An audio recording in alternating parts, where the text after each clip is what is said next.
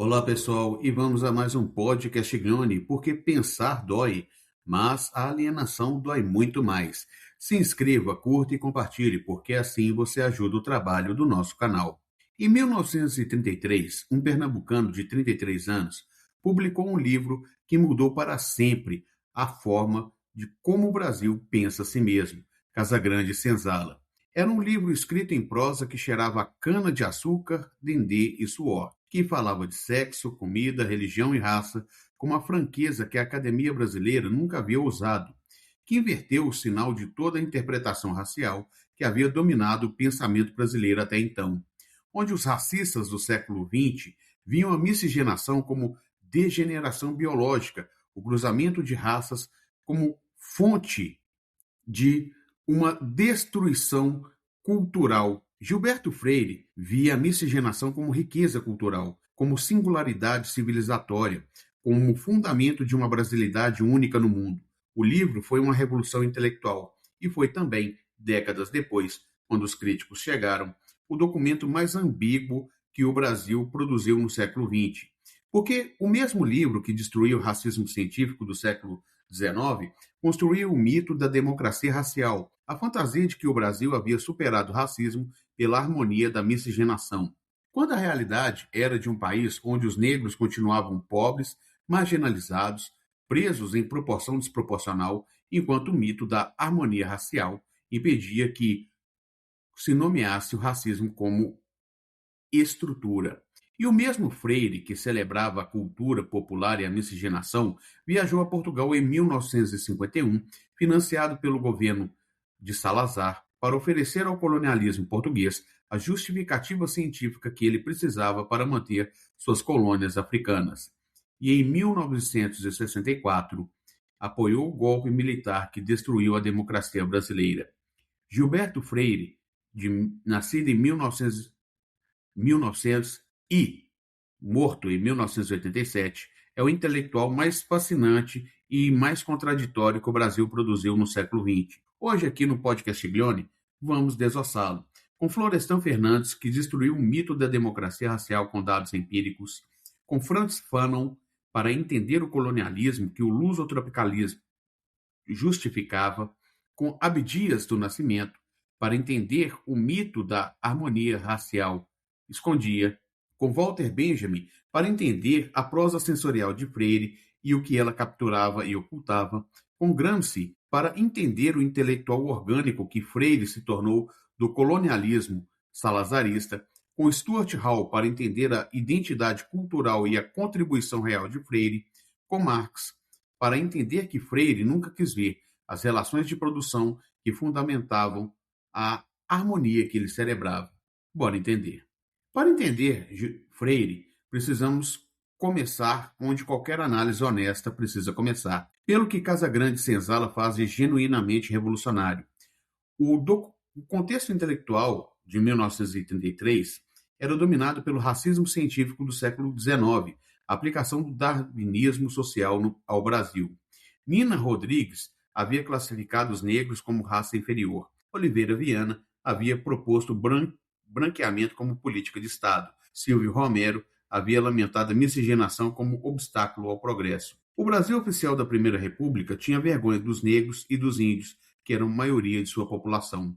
Freire inverteu completamente esse sinal. Em Casagrande e Senzala, o mestiço não é degenerado, é o tipo humano mais rico, precisamente porque reúne em si as contribuições de três grandes civilizações: a contribuição africana para a culinária brasileira, para a língua, religiosidade, sexualidade, música e para a arquitetura popular. A dissertação de Júlia Neves de Toledo sobre o lusotropicalismo documenta que Freire identificou no português três características singulares: a miscibilidade, a aclimatabilidade e a mobilidade, que teriam tornado possível uma forma única de colonização, não baseada na segregação racial rígida do colonialismo anglo-saxão, mas na miscigenação e na interpretação cultural. Franz Boas, o antropólogo americano que havia sido professor de Freire em Colômbia, está na base metodológica dessa inversão.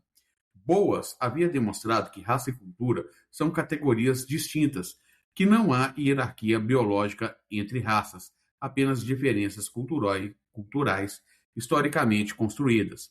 Freire aplicou isso ao Brasil com brilhantismo e produziu algo que a intelectualidade europeia e americana não esperava. Um brasileiro do Nordeste descrevendo a miscigenação como vantagem civilizatória no momento em que a Europa ainda afirmava a superioridade racial branca como fundamento de seus impérios coloniais. Isso era genuinamente subversivo e importante.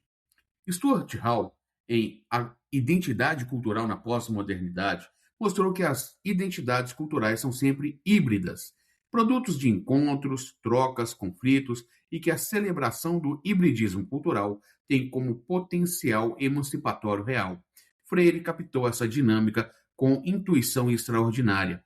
O problema é o que ele não captou ou deliberadamente ignorou. Aqui vamos falar do aspecto menos analisado da obra de Freire, o estilo, porque Casa Grande e Senzala não é apenas argumento intelectual, é experiência sensorial. A prosa de Freire como seus críticos e admiradores concordam, é radicalmente antiacadêmica. Não há sistema fechado, não há tese que desenvolve em etapas rigorosas. Há memória, cheiro, sabor, tato, o cheiro do açúcar derramado, o calor do Nordeste às 2 da tarde, o corpo da negra que amamentou o menino branco, a comida que mistura temperos africanos com receitas portuguesas, a língua que absorveu palavras indígenas até torná-las irreconhecíveis como estrangeiras. Walter Benjamin, nas teses sobre a filosofia da história, mostrou que a memória histórica pode ser instrumento de emancipação, quando escova a história contra pelo, quando resgata o que foi silenciado, mas também pode ser instrumento de mistificação, quando a memória afetiva do passado obscurece as relações de poder que estruturavam esse passado. A prosa sensorial de Freire faz os dois simultaneamente, resgata a contribuição cultural africana que o racismo científico havia apagado e cria uma atmosfera de intimidade e harmonia que obscurece as relações de dominação que estruturavam a Casa Grande e Senzala. A intimidade entre senhor e escravizado, que Freire celebra, o senhor que come a comida preparada pela escrava, que é amamentado pela ama negra, que tem relações sexuais com as mucamas, não era relação harmoniosa, era a dominação de um ser humano sobre outro, era estupro institucionalizado, era violência que se expressava precisamente na forma de intimidade, porque o poder total do senhor sobre a escrava negra tornava qualquer resistência possível. Florestan Fernandes, em A Integração do Negro na Sociedade de Classes, de 1965, o livro que mais diretamente confrontou Freire, mostrou com dados empíricos o que a prosa freiriana ocultava. A miscigenação não produziu integração, produziu uma sociedade onde os negros permaneceram na base da pirâmide social, com acesso desigual à educação, emprego, saúde e justiça. O encontro harmônico de raças que Freire celebrava coexistia com uma estrutura de classe e raça, onde ser negro significava ser pobre, marginalizado e vulnerável à violência estatal. Agora, vamos à parte mais importante e política em torno do Freire, o conceito da democracia racial. Curiosamente, o Freire nunca usou essa expressão. Usou democracia social, democracia étnica, convivência harmoniosa. Mas o conceito que sua obra produziu e que se tornou ideologia de Estado no Brasil foi a ideia de que o Brasil tinha uma exceção racial no mundo. Enquanto os Estados Unidos praticavam a segregação e a África do Sul o apartheid, o Brasil havia produzido uma sociedade onde a miscigenação havia dissolvido o preconceito racial. Essa ideia, independentemente das intenções freirianas, funcionou politicamente como instrumento de neutralização das reivindicações negras. Se o Brasil é democracia racial, o racismo é exceção individual e não estrutura. Se o Brasil é democracia racial, o movimento negro que reivindica cotas e políticas afirmativas está exagerando ou racializando uma sociedade que havia superado o racismo. Abdias do Nascimento, ativista, poeta, artista e pensador do movimento negro brasileiro, confrontou Freire com a experiência vivida que o texto acadêmico não capturava. O Teatro Experimental do Negro, fundado em 1944, era a resposta concreta ao mito freiriano, a demonstração de que os negros precisavam de espaço próprio, de expressão, porque a harmonia racial era fantasia das elites brancas. Abdias identificou na democracia racial o que chamou de racismo por omissão. Não era racismo declarado da segregação americana, mas o racismo que se perpetua precisamente ao negar-se, que impede políticas compensatórias ao afirmar que o problema não existe. Frantz Fanon, em Os Condenados da Terra e em Pele Negra, Máscara Branca, oferece o instrumento teórico mais preciso para entender o que Freire não via. O colonialismo não é apenas dominação econômica e política, é dominação psíquica e cultural, que faz o colonizado internalizar a visão que o colonizador tem dele. A harmonia racial brasileira que Freire celebrava era, na perspectiva de Fanon, a forma que a dominação colonial assumia quando não precisava mais da segregação explícita.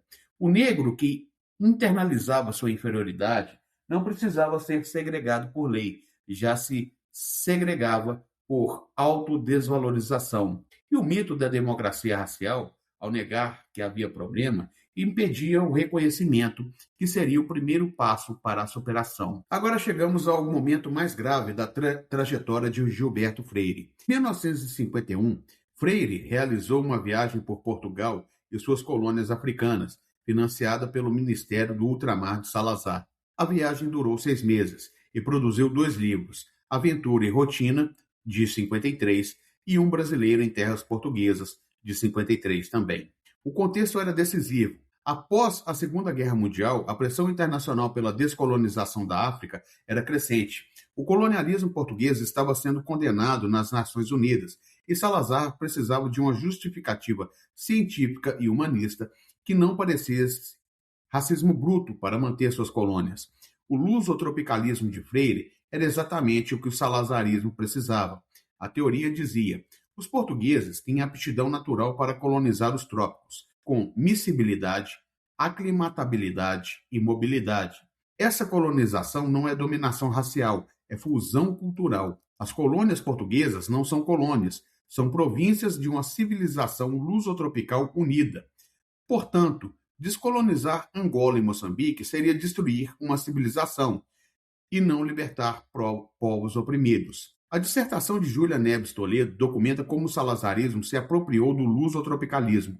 As colônias portuguesas foram rebatizadas de províncias ultramarinas, exatamente a linguagem que o lusotropicalismo fornecia. E Freire, viajando como convidado do regime, alojado nos melhores hotéis, recebendo como o grande intelectual da lusofonia, via que o anfitrião queria que ele visse. A dissertação documenta que Timor foi excluído do roteiro de Freire, a decisão de Salazar, que mostraria a face mais cruel da colonização portuguesa. Gramsci identificaria imediatamente. Freire se tornaria intelectual orgânico do colonialismo salazarista, fornecendo a base teórica e o prestígio internacional que o regime precisava para se legitimar no contexto pós-guerra. Fanon seria implacável. O lusotropicalismo era o que o colonialismo sempre faz quando não pode mais usar a violência declarada. Produz discurso humanista que naturaliza a dominação. A miscigenação harmoniosa que Freire havia identificado no Brasil, que era produto de séculos de escravidão e violência sexual, era apresentada como modelo para as colônias africanas, como se Angola e Moçambique fossem novos Brasis em formação, ignorando completamente que os povos africanos não queriam se tornar Brasis, queriam a independência, queriam se descolonizar, queriam ser Angola e Moçambique, não províncias ultramarinas de uma civilização lusotropical inventada em Recife. Marx identificaria a operação ideológica. O lusotropicalismo transformava as relações de exploração colonial, extração de recursos, trabalho forçado, violência cultural em encontro de civilizações que escondia a dimensão econômica e política da dominação. Aqui chegamos ao fim da trajetória política de Freire e ao paradoxo mais irônico. O mesmo Freire que havia celebrado a cultura popular nordestina, que havia valorizado a contribuição africana contra o racismo das elites brancas, que havia escrito com simpatia sobre os pobres e marginalizados da Casa Grande, apoiou o golpe de 64 e, posteriormente, defendeu o regime militar. Como explicar essa contradição? Gramsci nos fornece a chave. Freire era conservador na estrutura, mesmo quando era progressista na cultura. Acreditava na harmonia das classes e das raças. Desconfiava dos conflitos, das reformas de base, da mobilização camponesa, da organização operária. Via no populismo de Jango e nas reformas que ele propunha uma ameaça à ordem que ele havia celebrado em Casa Grande e Senzala. A Casa Grande era hierárquica, mas era harmoniosa. Freire preferia a harmonia à igualdade, preferia a ordem à transformação. E quando teve que escolher entre o golpe que restaurava a ordem e a democracia popular que a ameaçava, escolheu o golpe. Florestan Fernandes, o maior crítico de Freire, nunca apoiou o golpe.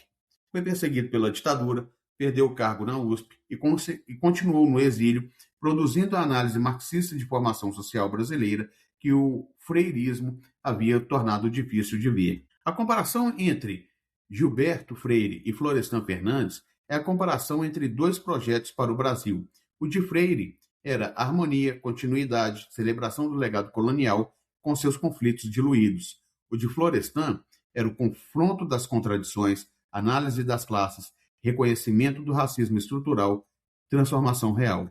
Então, vamos fechar com a clareza que essa trajetória complexa exige. Gilberto Freire não era simples, era contraditório de forma constitutiva, e exatamente por isso que é necessário entendê-lo. Casa Grande e Senzala fez algo real e importante, destruiu o racismo científico que inferiorizava os negros e índios, e construiu algo problemático e duradouro, o mito da democracia racial, que impediu o reconhecimento do racismo estrutural. O lusotropicalismo celebrou a miscigenação como civilização e serviu de justificativa científica para o colonialismo salazarista que mantinha Angola e Moçambique em subjugação violenta. Florestan Fernandes nos mostrou que a harmonia racial que Freire celebrava era a fantasia das elites e que os dados empíricos revelavam uma sociedade estruturalmente racista. Franz Fanon nos mostrou que o colonialismo, que o lusotropicalismo humanizava, era a dominação psíquica e material que precisava ser nomeada para ser combatida. Abdias do Nascimento nos mostrou que o mito da democracia racial era mais sofisticado, instrumento de perpetuação do racismo, porque impedia seu reconhecimento. Gramsci nos mostrou que Freire foi intelectual orgânico do colonialismo salazarista e que o seu conservadorismo de fundo o levou ao apoio do golpe de 64. Walter Benjamin nos mostrou que a prosa sensorial de Freire capturava a riqueza cultural do encontro colonial e ocultava a violência das relações de poder que o estruturavam. Stuart Hall nos mostrou que o hibridismo cultural que Freire identificou é real, que sua celebração tem valor quando separada da ideologia da harmonia que a acompanhava. Marx nos mostrou que a Casa Grande harmoniosa era estrutura de classe e raça, e que o senhor, que era amamentado no seio da escrava, que comia a comida que ela preparava, que dormia com ela, era proprietário de um ser humano. A prosa de Freire era linda. O Brasil que ele descrevia era real, riqueza cultural e profundamente ideológico, em sua recusa de ver as relações de dominação que produziam essa riqueza às custas de quem? Estudar Freire é obrigatório. Aceitá-lo sem crítica é impossível. E como sempre dizemos no podcast Glione, pensar dói, mas a alienação dói muito mais. Se inscreva, curta e compartilhe, porque assim você ajuda o trabalho do nosso canal. Até o próximo podcast Glione.